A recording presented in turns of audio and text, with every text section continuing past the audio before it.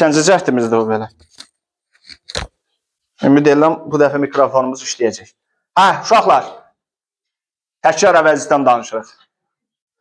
Deməli, əvəzlik funksiyası nədir? Əvəz eləmək. Deməli, əvəzliyin ingiliscəsində neçə növü var? 11. Bayaqdan nə deyirəm? 15 dedilər. Kimsə 15 dedilər. 11 növü var. Və bugün danışırıq, məsələn, nədən? Şəxs əvəzliyindən. Şəxs əvəzliyi iki yerə bölünür. Adlı hal və obyekt hal. Biz sadəcə, məsələn, bura gəlməmişdən qabaq olsun və yaxud da bura gələn vaxt olsun, bizim bir dənə bildiyimiz nədir? Adlı halda. Amma əslində təkcə adlı haldan ibarət deyil şəxs əvəzliyi. Deməli, I, mən, you, sən, he, o, kişi cinsi, she, o, qadın cinsi, it, o, orta cins. Bax, o, kişi cinsi, o, qadın cinsi, o, orta cins. Bir də var, we, biz, you, siz və they, onlar. Deməli, I, mən birinci şəxsin təki, you, sən ikinci şəxsin təki, he, o, üçüncü şəxsin təki kişi cinsi, she, o, üçüncü şəxsin təki qadın cinsi, it, o, orta cins, üçüncü şəxsin təki. We, biz, birinci şəxsin cəmi, you, siz, eyni yazılır, sadəcə olaraq vəziyyətdən asılı olaraq sən də ola bilər, siz də ola bilər. İkinci şəxsin cəmi, they, onlar, üçüncü şəxsin cəmi. Aydın oldu? İşığı yanır bunun. İşığı gördü sönür, xəbər edin mənə. Buna nə deyirik biz? Şəxs əvəzliyinin adlı halı. Yoldaşlar, şəxs əvəzliyinin adlı halı cümlədə mübtəda olur. Yəni cümlənin arasında gəlir, önündə gəlir. Aydın oldu? Cümlənin ortasında, hansısa bir cümlənin ortasında bunları görəndə deməyin ki 100% səhvdir. Ola bilər ki cümlə mürəkkəb cümlə olar. Aydın oldu? Məsələn, batdan sonra gələ bilər və yaxud da because-dan sonra gələ bilər, also-dan sonra gələ bilər. Fərq eləmir, and-dən sonra gələ bilər. Bu normal bir şeydir. Amma söhbət sadə cümlədən gedirsə, bunlar cümlənin harasında olmalıdır? Önündə olmalıdır. Bunun adına nə deyirik? Şəxs əvəzliyinin hansı halı? Adlı halı. Məsələn, bax, Tom yazıb altından xətt çəksə, onu hansı ilə əvəz eləyə bilərik? He ilə. Niyə? Çünki kişi cinsidir. Məsələn, tutaq ki, Jane yazıram. Qadın olduğuna görə altından xətt çəksəm, she ilə. Və yaxud da tree, ağac sözünün altından xətt çəksəm, it ilə. Çünki nə qadının, nə də kişi. Aydın oldu? Deməli, üçüncü şəxsin təki neçə dənə verilib? 3 dənə. Deməli, tək olanda ayrı-ayrı cinslə göstərilir. Amma gördüyünüz kimi they neçənci şəxsdir? Üçüncü şəxsin cəmidir. Amma bir dənədir. Məsələn, bax, testlərdə deyirəm Tom and Jane. Və mən bunun altından xətt çəksəm, normalda bəzən olur ki, testlərdə də çox rastınıza çıxa bilər və uşaqların da bəziləri biraz məntiqsiz yanaşırlar. Deyirlər ki, bu kişidir, bu qadındır. Deməli, bura veririk nə? He and she. Və biləsiniz ki, bu səhvdir. Belə bir şey yoxdur. Onun ikisinin yerinə nə veririk? They veririk. Gəlir, danışaq we-dən. We nə idi? Bayaq nə dedik? Biz. Əla. Sənin özünün olduğun yer bizdir. Məsələn deyirəm, tutaq ki, Əli və Mehman məktəbə gedirlər. Biraz bir-birimizə uyğun cümlələr olmalıdır, amma nə istifadə edə bilər. Kim gedir? Onlar. Biz deyə bilmərik. Çünki məktəbə gedən həm də mən deyiləm. Amma deyirəm ki, Mehman, Əli və mən məktəbə gedirik. Kim? Biz. Aydın oldu? Yəni, sənin özünün olduğun yer nədir? Bizdir. Bura qədər aydın oldu. Yəni, şəxs əvəzinin adlı halına aid test tapşırığı aşağı-yuxarı bu formada olacaq. Müftədanı verəcək, altından xətt çəkəcək və deyəcək ki, sən burada bunu əvəz elə. Bir də ümumi bəşəri məsələ. Məsələn, əvəzliyin digər növlərində keçəndə mən sizə deyəcəm, yadımızda saxlayırıq. Hansından sonra isim olur, hansından sonra olmur, gəlirsə necə isim gəlir, sayıla biləndir, sayıla bilməyəndir. Bu tip mövzulardan biz görəsiz, çox qarşılaşacağıq. Bu tip məsələlərlə çox qarşılaşacağıq. Ona görə mən sizə deyirəm indidən, şəxs əvəzliyinin adlı halından sonra isim olmaz. Yəni, nöqtədən sonra bir dənə, tutaq ki, nə verək? Sistə sözün verək. Bilin ki, bunun heç biri olmayacaq. Çünki bu cümlədə nə olur? Müftəda. İngiliscəsində də müftədadan sonra nə gəlir? Xəbər. Xəbər nədən yaranır adətən? Feildən. Sistədə nədir? İsimdir. Aydın oldu. Yəni, şəxs əvəzinin adlı halından sonra nə olmaz? İsim olmaz. Və bir də bir şey deyil. Bunlar sadəcə cümlənin önündə gələndə böyük hərflə yazılır. Amma ay yeganə şəxs əvəzliyidir ki, cümlənin harasında gəlməsinin asılı olmayaraq hər zaman böyük hərflə yazılır. Düzdür, bu sizin üçün sadəcə əlavə bir qeyd kimidir. Yəni testdə buna aid nəsə bir şey yoxdur, rahat olun yəni. Amma yəni bilin ki, belə bir şey var. Bir də xitab falan keçmişsiniz də yəqin ki. Xitab nədir? Müraciət.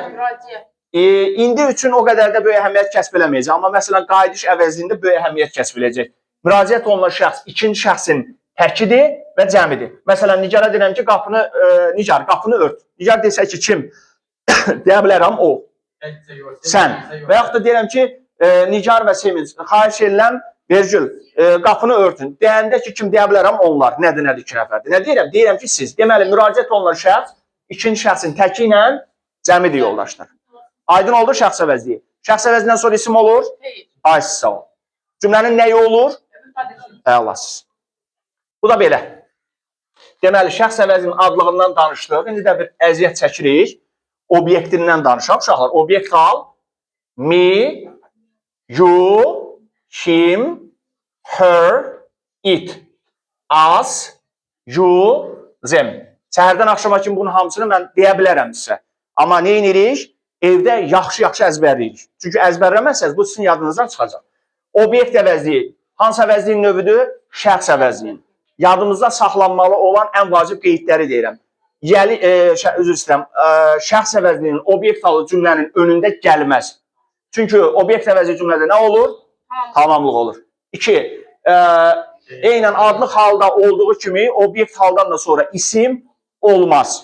Ən vacib məsələ, nöqtədən sonra olsa, nə adlığı götürə bilərsən, isim olsa, nə adlığı götürürsən, nə də obyekt halı götürürsən. Aydın oldu. Bir də nədən sonra gəlirdi? Feillərdən və söz önlərindən sonra. Məsələn, deyirəm ki, I bought a pen for him.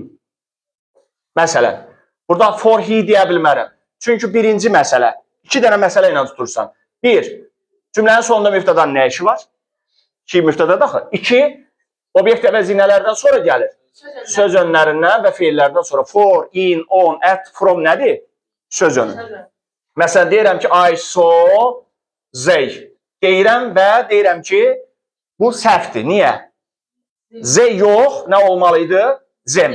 Çünki obyekt əvəzinədən sonra gəlir, feillərdən və söz önlərindən sonra. Amma hər ikisinin ortaq nöqtəsi nədir? Heç vaxt, heç birindən sonra isim olmaz. Aydın? Deməli, 11-dən birinci sana neçəsi qalırdı? 10-dan, ay sağ ol, biri getdi. Ortada riyaziyyat da keçirəmiz.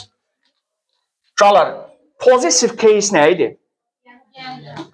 Nədə idi? Ay sağ ol. Bir də var possessive pronoun. Deməli, buna nə olacaq? Ay sağ ol. Deməli, yiyəlik əvəzliyi də eynən şəxs əvəzliyi kimi 2 yerə bölünəcək. Aslı və müstəqil. Aslı forma bunlardır uşaqlar. My, your, his, her, its, our, your, their. İndi ola bilər biraz sürətli danışmış olaram. Videoya baxanda 0.5 ilə falan baxa bilərsiniz ki, rahat-rahat tuta bilərsiniz. Buna deyirik ki, yiyəlik əvəzliyi və yiyəlik əvəzliyinin aslı forması. Bax, məsələn deyirəm. Markerdən danışmaq istəyirəm. Belə bir misal verim. Deyirəm, mənim. Hamı gözləyir. Nə? Yox, indi məsələn marker deyirəm. Deyirəm ki, markerdən danışmıram. Bax, sürpriz edirəm sizə. Deyirəm, mənim. Nə?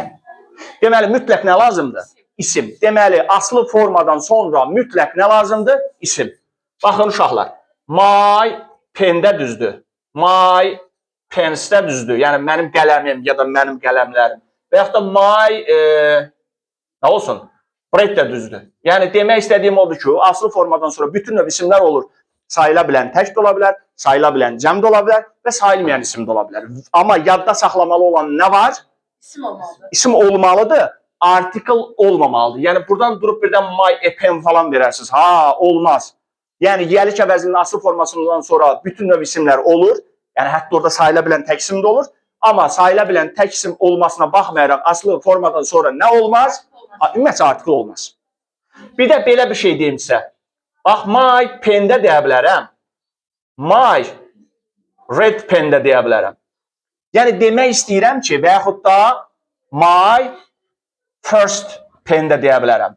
Və demək istəyirəm ki, asıldan sonra birbaşa da isim ola bilər və yaxud da dolayısı ilə isim ola bilər. Yəni, baxın, birbaşa isim gəldi.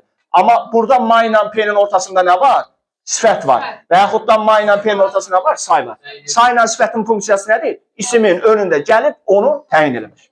Aydın oldu? Yəni, yadımızda saxlayırıq. Asıldan sonra birbaşa da isim ola bilər, sifət sonra da isim ola bilər. Aydın oldu? Hara yoxşursunuz? Gedirsiniz arasa. Neçədədir? Hələ 15 dəqiqəmiz var. 15 dəqiqə oturum 15 dəqiqə 15 dənə dönər yiyəcək adamsan. 6 dəqiqə neçədədir dərs? Hə, marşrutla gedirsiniz. Riyaziyyata marşrutla gedirsiniz. Harəs. Neçədədir dərs? 4-də. Yavaş kim getmək istəyirsə zəhmət olmasa çıxsın. Qrupa yazarıq. Çıx çölə. Aydın oldu asılı forma. Bir də müstəqildən danışacağım. Axı 2 yerə bölmüşdük. Bir dənə burada mayı mayın eləyirəm. Qalan harda nə varsa onların sonuna nə əlavə edirlər? S əlavə edirlər. Aydın oldu? Deməli, mine mənimki, yours səninki, his onunki, hers onunki, it's onunki, ours bizimki, yours sizinki, theirs onlarınki. Aydın oldu? Müstəqil forma ilə asılı formanın fərqi nə idi? Müstəqil formadan sonra isim gəlir, asılı formadan sonra isim gəlir. Ay sağ ol. Deməli, müstəqilin adı üstündədir də, müstəqildir. Deməli, müstəqil formadan sonra isim olmaz. Aydın oldu? Bir dənə belə bir forma var, bayaqların artiklın içində var idi. A friend of mine. Bərabərdir nəyə? My friend-ə. Yəni, müstəqildən sonra isim olmur, amma isim plus of formasında müstəqil formanı verə bilərsiniz. O qədər də çox düşən şey deyil, amma yəni bilmənizdə fayda var. Aha, gəlin asıl ilə müstəqil üstündən bir də keçək. Asıl ilə müstəqilin fərqi nədir? Asılda isim olmalıdır, müstəqildə isim olmamalıdır. Bu qədər sadə. Və mütləq şəkildə də nə edirik? Əzbərləyirik. Aydın oldu? Bu da belə getdi. Bura qədər sualım. Asıldan sonra hansı artikl olur? Artikl olur. Ay sağ ol, artikl olmur. Heç biri? Olmur. Ay sağ ol, heç biri olmur. Ümumiyyətcə əvəzdən sonra artikl olmur, doğru fikirdir, amma eyni zamanda yanlış fikirdir. Çünki ol və bozdan sonra Z artiklını verə bilərik. Bəli, amma yəni artikl haqqında haqlısan. Üçüncü əvəzliyimiz, reciprocal pronouns. Hansı əvəzlikdir bu? Qarşılıq əvəzliyi. Qarşılıq, neçə dənədir? Ha? Heç birəm. 11 dənə? 2 dənədir. İç azə. Bir də one ən azə. Gördük bunu. İç azə iki şəxs və eşya arasında olan münasibət xüsusilədir. Şəxs arasında olan münasibəti bildirir. One ən azə isə 2-dən artıq olanda bəzən kitablarda 2 və daha artıq deyirlər. Məsələn, tutaq ki, deyirəm ki, Tom and Jane help. İç azə. Niyə iç azə verirəm? Çünki 2. Amma bura məsələn 3-cü adamı əlavə eləsən nə verəcəm? One ən az. One ən az. Aydın oldu? Bilməli olduğumuz ən vacib nöqtə budur. Bir də iç azə ilə one ən azədən sonra isim olmaz. Yəni nöqtədən sonra isim varsa iç azə ilə one ən azəni vermək olmaz. İstisna halda əgər bunu apostrof S ilə görərsinizsə o zaman mütləq şəkildə isim olmalıdır və ya başqa cür yanaşırıq. Əgər testə baxırsınız, variantlarda görürsünüz qarşılıq əvəzliyini həm belə veriblər, həm apostrof S ilə veriblər. O dəqiqə nəyi kontrol edin? Nöqtədən sonra isimin var olub olmamağını. Əgər isim varsa o zaman apostrof S-lini doğru kimi götürürsən. Sonra sizi çaşdıracaqlar. Baxın. Baxın. Belə bir şey yoxdur. Çünki S nədə olur? Ay sol. Bu nədir? Əvəzlik. Əvəzlik cəmlənər? Ay sol. Deməli, yalnız apostrof S. Yalnız apostrof S. Yenə də deyirəm. İç azə ilə iç azə apostrof S-in fərqi nədir? Bunda isim olmur, amma bunda isim olmalıdır. Və yaxud da əgər nöqtədən sonra isim varsa apostrof S-ini götürürüz. Başa düşdük? Aydın oldu? Bir də son bir şey deyim bunlarla bağlı. Sizi çaşdırmaq üçün iç ən azə verəcəklər testdə. Bir də van azə verəcəklər. Fikir verirsiniz? yerlərini qarışdırıblar. Testlərdə çox qarşınıza çıxacaq. Heç bir halda götürməyin bunu. Bura qədər aydın oldu. Sual olan var. Vəssalam. Düşünürəm ki, əvəzdən bu qədəri bəs. Onsuz da testin vermirəm və növbət dəfə ardın gətirəcəm. Bağlaya bilərsiniz.